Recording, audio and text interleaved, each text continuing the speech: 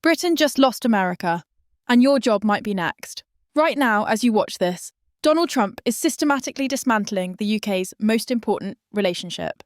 Not with threats, not with warnings, with silence. The kind of silence that comes before economic devastation. And if you think this is just political drama between two politicians who don't like each other, you're missing the bigger picture. This is about £280 billion in trade, millions of British jobs, and whether your family can afford groceries next year. Stay with me, because what I'm about to reveal isn't being reported in mainstream media.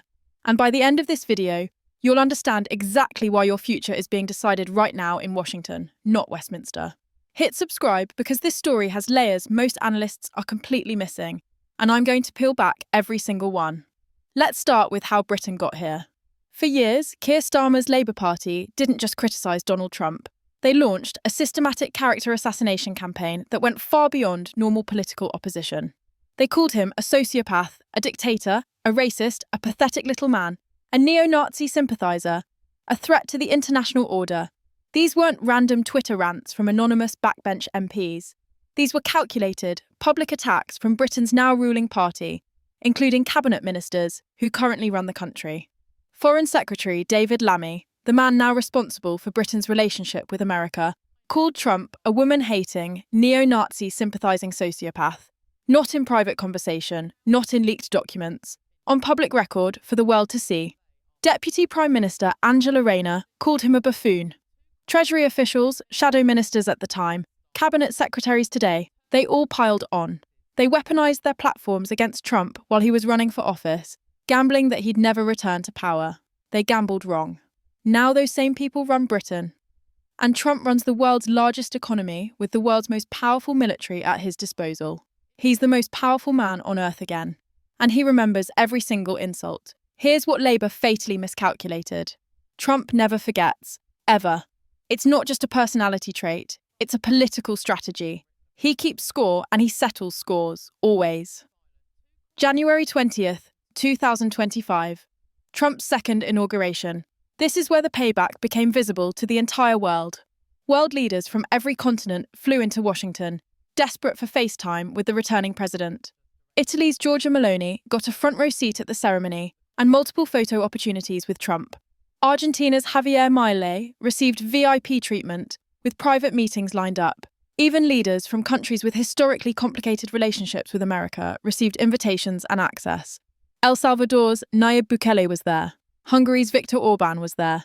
Leaders who Trump respects or finds useful got the red carpet treatment. Keir Starmer, the Prime Minister of Britain, supposedly America's closest and most important ally, wasn't even invited to the ceremony. Read that again. The leader of Britain was completely excluded from one of the most important political events of the year. This wasn't an administrative oversight where someone forgot to send the invitation. This wasn't a scheduling conflict.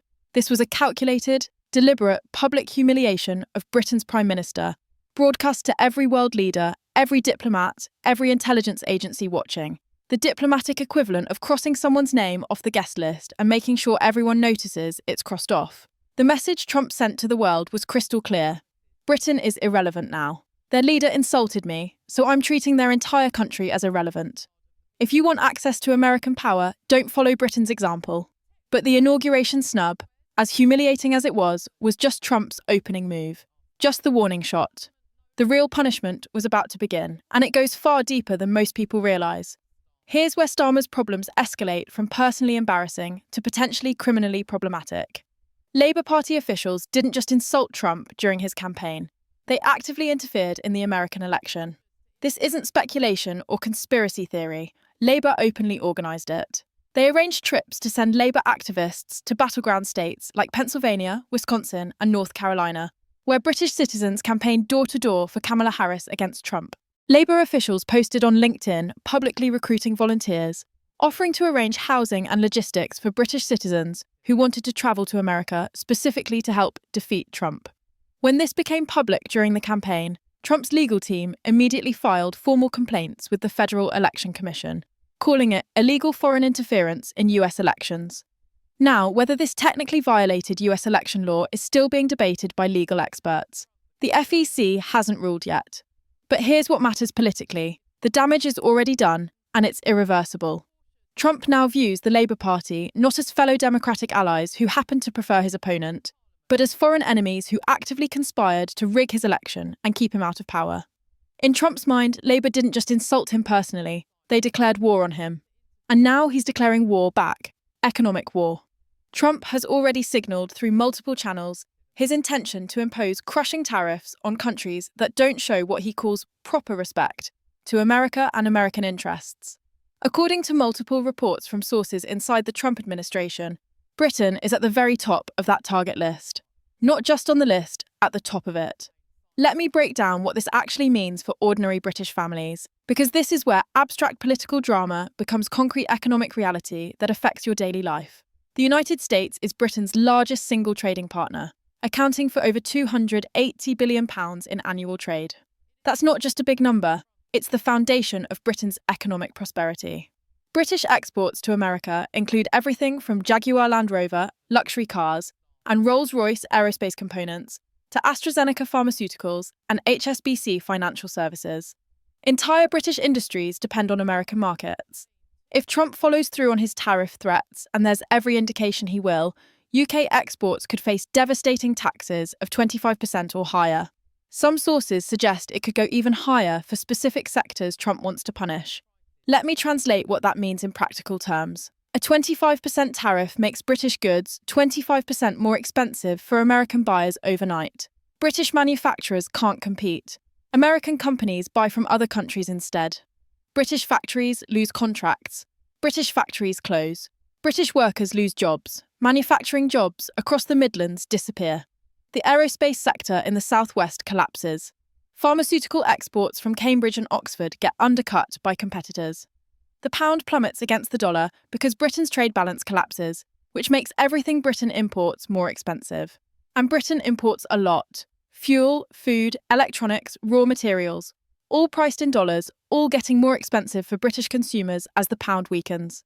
Your cost of living is about to spike, not because of inflation, not because of energy policy, but because the Prime Minister destroyed Britain's relationship with its largest trading partner. And what is Keir Starmer doing about this looming economic disaster that's about to hit millions of British families? He's frantically trying to arrange phone calls with Trump. He's sending desperate, almost pathetic congratulatory messages through diplomatic back channels. He's practically begging for a meeting, any meeting, just to get Trump in a room. Trump's team isn't even returning Britain's calls. UK diplomatic sources report that American officials are giving British representatives the cold shoulder at international meetings. Britain has been effectively blacklisted by the Trump administration. When British diplomats try to arrange bilateral meetings, they get vague responses or no responses at all. The country that stood alone against Hitler, that defeated Napoleon, that built the largest empire in human history, is now being ghosted by its closest ally. The depth of Trump's contempt became even clearer with the Peter Mandelson appointment. Starmer recently chose Mandelson as Britain's new ambassador to Washington, one of the most important diplomatic posts in the world. Mandelson is a veteran Labour politician, architect of Tony Blair's new Labour project, deeply connected to European Union institutions and international elites. To Trump's team, Mandelson represents everything they despise about the globalist establishment. Appointing him as ambassador to Trump's Washington was like sending a deliberate insult wrapped in diplomatic credentials. Reports from Washington suggest Mandelson's name is being openly mocked in Republican circles before he's even arrived. Some Trump advisors have reportedly called the appointment a joke and suggested that Mandelson might not even be granted proper access to senior American officials. The UK ambassador to the United States is traditionally one of the most influential diplomatic posts in the entire world. Now Britain's representative is being treated like a diplomatic pariah before he's even presented his credentials. But wait, it gets worse. Because now Elon Musk has entered the fight. When the world's richest man, who controls one of the planet's largest communication platforms, decides to destroy your reputation, he has tools that most politicians can only dream of. Musk is using X, his social media platform with over 500 million active users, to systematically undermine Starmer's credibility on a global scale. He's not just criticising, he's weaponising his platform against the British government. He's focusing like a laser on Labour's biggest vulnerabilities: the grooming gang cover-ups, restrictions on free speech, what he calls their authoritarian instincts toward dissent. But Musk isn't just tweeting complaints. He's taking concrete political action designed to overthrow Starmer's government. He's openly endorsed Nigel Farage's Reform UK party, essentially using his global platform to tell British voters to remove their current government. He's threatening to fund Reform UK with massive donations that could completely revolutionise British politics. Think about the implications here. A foreign billionaire is now openly interfering in British domestic politics, and significant portions of the British public are actually cheering him on. Why? Because they see Musk as standing up for British values that they believe their own government has abandoned. The contrast couldn't be more stark or more humiliating for Starmer. While the elected Prime Minister of Britain was excluded from Trump's inauguration like he didn't exist, guess who got the full red carpet treatment? Nigel Farage. Farage, a man who currently holds no official government position, was paraded around Trump's inauguration events like visiting royalty. Trump called him spectacular and highly respected during his inaugural speech, praising him in front of a global television audience of hundreds of millions. Whether that's actually true or not doesn't matter. The message was clear. Trump sees Farage as a legitimate political leader worthy of respect, and sees Starmer as completely irrelevant, not worth acknowledging. The optics are politically devastating. Trump openly prefers Britain's opposition leader over Britain's actual sitting Prime Minister. Farage is now positioning himself as the only British politician who can restore the special relationship, and Trump is effectively endorsing that narrative to the world.